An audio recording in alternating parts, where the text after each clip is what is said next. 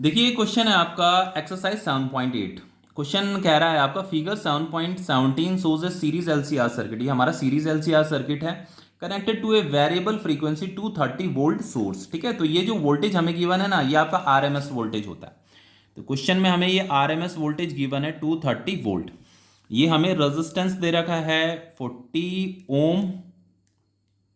ये हमारा इंडक्टेंस दे रखा है 5.0 हेनरी, मतलब 5 हेनरी है आपका इंडक्टेंस। और ये हमें कैपेसिटेंस दे रखा है क्वेश्चन में। ठीक है, वो कितना दे रखा है 80 माइक्रोफैराड है। तो इसे आप 10 की पावर -6 से मल्टीप्लाई कीजिए तो फैराड में कन्वर्ट हो जाएगा। ठीक है, अब देखो यहाँ पे क्या कह रहा है, determine the source frequency which drive the circuit in resonance. हमें रेजोनेंस कंडीशन में फ्रीक्वेंसी निकालनी है। ठीक है, फ्रीक्वेंसी बतानी है इस सर्किट की। तो देखो बच्चों, एट रेजोनेंस, रेजोनेंस में क्या होता है आपका, जो XL होता है वो XC के बराबर होता है। जैसे रेजोनेंस में आपका जैसे LCR सर्किट में जो इंपिडेंस होता है उसका फॉर्मूला क्या होता है आपका, R square plus XC minus XL का होल स्क्वायर होता है। लेकिन बच्चों हमेशा नॉलेज में रखना कि रेजोनेंस कंडीशन में क्या होता है आपका, कि जो XC होता है वो XL के बराबर होता है। ठीक है, तो Z इज इक्वल टू क्या हो जाएगा, आर स्क्वायर हो जाएगा ना, ये दोनों के दोनों तो इक्वल है तो कैंसिल हो जाएंगे। तो Z is equal to R square हो जाएगा, तो जेड इज इक्वल टू क्या होता है, आर होता है। तो ये भी आपको नॉलेज में रखना है कि रेजोनेंस कंडीशन में जेड आर के बराबर होता है और एक्सएल एक्ससी के बराबर होता है। ठीक है, तो ये जो एक्सएल है इसे हम इंडक्टिव रिएक्टेंस बोलते हैं। इसका फॉर्मूला होता है आपका ओमेगा इंटू एल। और ये इसे कैपेसिटेटिव रिएक्टेंस बोलते हैं। इसका फॉर्मूला होता है 1 अपॉन ओमेगा सी। अब इसे आगे सॉल्व कीजिए, omega square is equal to क्या हो जाएगा, 1 अपॉन एल इंटू सी। तो इसे हम लिख सकते हैं omega is equal to 1 upon a root L into C. Just यहां वैल्यू पुट करनी है, बाकी कुछ नहीं करना है। ठीक है, देखो एल हमें कितना दे रखा है, ये 5 हेनरी दे रखा है। तो यहां लिखिए कैपेसिटेंस ये दे रखा है 80 इंटू 10 की पावर -6। तो ये हो जाएगा आपका 5 8 ज़ा 40। तो ये भी आएगा आपका ये 10 की पावर -6। तो फाइनली हम इसे ऐसे लिख सकते हैं, देखो इसे मैं लिख सकता हूँ 20 इंटू 20।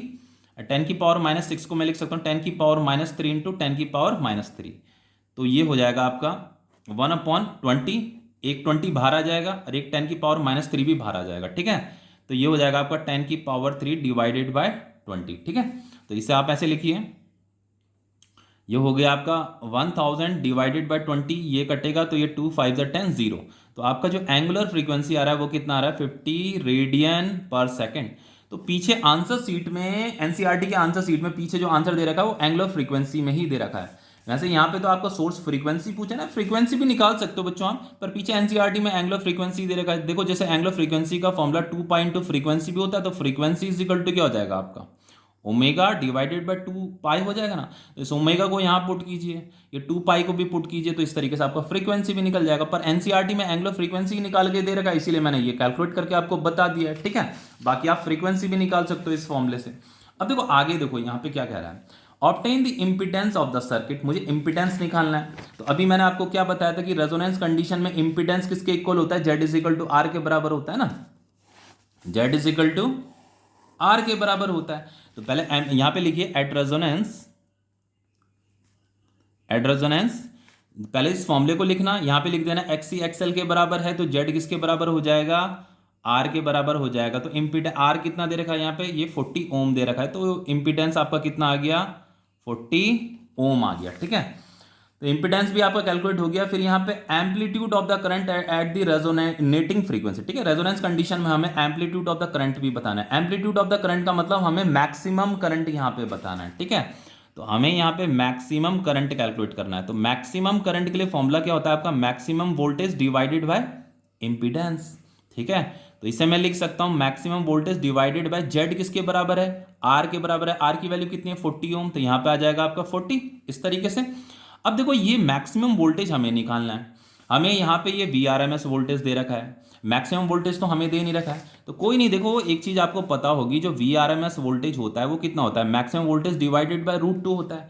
तो ये maximum voltage is equal to कितना हो जाएगा आपका, VRMS इंटू √2 हो जाएगा। तो इसे यहाँ पुट कर दीजिए इस फॉर्मूले को। ठीक है, तो ये हो जाएगा आपका वी नॉट की जगह में इसे लिख दीजिए VRMS इंटू √2 इंटू ये 40। अब यहां वैल्यू पुट कीजिए बस। VRMS कितना दे रखा, 230 वोल्ट दे रखा, इसे लिखिए 230 इंटू √2 कितना होता है 1.414 डिवाइडेड बाय, ये हो गया आपका 40। ठीक है, तो ये आपका 0 से 0 कट जाएगा। अब देखो इसे डिवाइड कीजिए, ये कितना हो जाएगा आपका 4 5 20, ये पॉइंट 4 7 जो 28 और ये 4 5 जो 20। तो अब इन दोनों को मल्टीप्लाई करने पे जो आपको मिलेगा ना, जो एम्पलीट्यूड ऑफ करंट पूछा है, मतलब मैक्सिमम करंट जो पूछा है, वो मिलेगा आपको 8.13। ये आपका एम्पलीट्यूड ऑफ करंट आ गया। अब देखिए हमसे आगे क्या पूछा है यहाँ पे, ये देखो ये सी क्या पूछा है यहाँ पे, determine the RMS potential drop across the 3 element of the circuit. ये जो 3 एलिमेंट हैं इनके अक्रॉस मुझे क्या बताना है, पोटेंशियल ड्रॉप बताना है। मतलब इसका भी वीआरएमएस बताना है अक्रॉस आर, इसके अक्रॉस भी मुझे वोल्टेज बताना है, वीआरएमएस बताना है अक्रॉस कैपेसिटर, और यहां भी वीआरएमएस बताना है अक्रॉस इंडक्टर। तो देखो कैसे करेंगे इसे, मुझे एक तो बताना है वीआरएमएस अक्रॉस आर, एक मुझे कैलकुलेट करना है वीआरएमएस अक्रॉस इंडक्टर, एक मुझे कैलकुलेट करना है वीआरएमएस अक्रॉस कैपेसिटर। तो इसका फॉर्मूला क्या होगा बताओ, बहुत ही सिंपल है ना।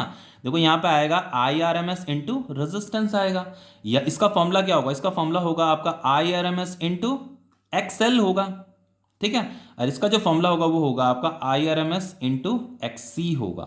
अब देखो यहाँ पे तीनों में मैंने करंट क्या ले रखा है, सेम ले रखा है, क्योंकि बच्चों ये आपका सीरीज एलसीआर सर्किट है ना। सीरीज एलसीआर सर्किट में करंट के पास एक ही पाथ तो होता है, एक ही पाथ होता है ना। किसी इंस्टेंट ऑफ टाइम में जो करंट इसमें होगा वही करंट उस इंस्टेंट पे इस पे भी होगा, वही करंट उस इंस्टेंट पे इस पे भी होगा, ठीक है। मैं टाइम की बात कर रहा हूँ, इसलिए यहाँ पे करंट क्या ले रखा है, सेम ले रखा है मतलब। तो यहाँ पे जस्ट हमें वैल्यू पुट करनी है अब, ठीक है।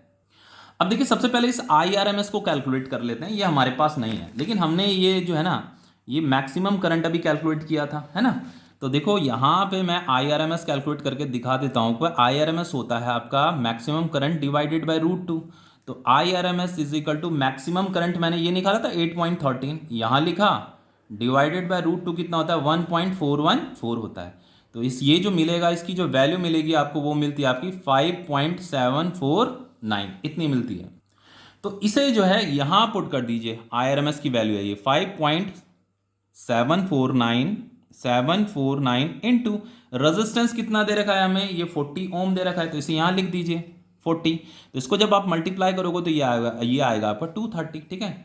ये आपका वोल्ट, ये आपका V R M S across R आ गया। अब देखो इससे भी कर लेते हैं आई आर एम एस, तो ये अब हमने कैलकुलेट करा, तो आई आर एम एस को यहाँ पुट करो 5.749 इंटू एक्सएल क्या होता है आपका, एक्सएल होता है आपका ओमेगा इंटू एल, ठीक है।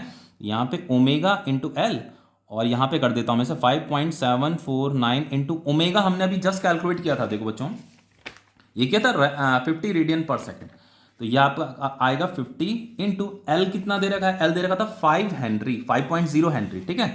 तो यहाँ आपका 5 आ जाएगा, ठीक है। अब इसे मल्टीप्लाई करना है हमें, मल्टीप्लाई करने पे ये आएगा आपका 1437 वोल्ट, ठीक है। अब देखो इसे करते हैं, आई आर एम एस तो हमने ये कैलकुलेट कर रखा है, ये इसे लिख दीजिए यहाँ पे 5.749, और एक्स सी होता है आपका 1/ओमेगा सी। तो ये हो जाएगा आपका 5.749 इंटू 1/ओमेगा है आपका 50 इंटू कैपेसिटेंस हमारा था, ये था कैपेसिटेंस 80 इंटू 10 की पावर -6। तो 80 इंटू 10 की पावर -6। अब देखो बच्चों जब आप इसे सॉल्व करोगे ना, सॉल्व करने पे ये ही वैल्यू आएगी आपकी, इतना ही आएगा। आप इसे जब सॉल्व करोगे 1437, क्योंकि रेजोनेंस कंडीशन है ना, रेजोनेंस कंडीशन में आपका जो एक्सी होता है और जो आपका एक्सएल होता है ना वो इक्वल होता है। मैं स्टार्टिंग से आपको बताते हुए आ रहा हूँ, यहाँ पे देखो रेजोनेंस कंडीशन में एक्सी एक्सएल के इक्वल है, तो इन दोनों की वैल्यू तो इक्वल होगी। आई आर एम एस भी सेम है, तो ये वोल्टेज ड्रॉप अक्रॉस एल और वोल्टेज ड्रॉप अक्रॉस सी क्या आएगा, सेम आएगा। समझ में आ रहा है।